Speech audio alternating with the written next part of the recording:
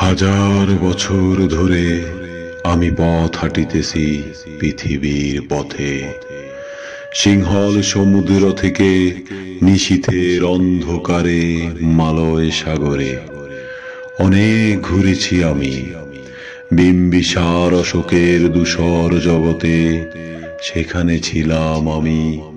আরো দূর অন্ধকারে বিদর্ভ নগরে আমি ক্লান্ত প্রাণ এক। চারিদিকে জীবনের সমুদ্র সফেন আমারে দুদণ্ড শান্তি দিয়েছিল নাটোরের বনলতা সেন। চুল তার কবেকার অন্ধকার বিদিশার নিশা, মুখ তার সাবস্তির কারুকার্য। অতি দূর সমুদ্রের পর হাল ভেঙে যে নাবিক হারাইছে দিশা। সবুজ ঘাসের দেশ যখন সে চোখে দেখে দারুচিনি দ্বীপের ভিতর, তেমনি দেখেছি তারে অন্ধকারে। বলেছে সে, এতদিন কোথায় ছিলেন? পাখির নীড়ের মতো চোখ তুলে নাটোরের বনলতা সেন।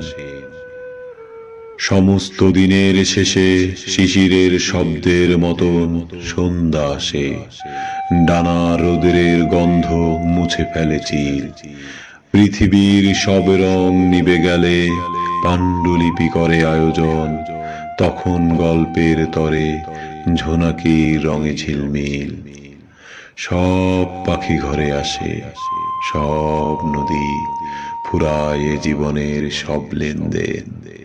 থাকে শুধু অন্ধকার, মুখোমুখি বসিবার বনলতা সেন।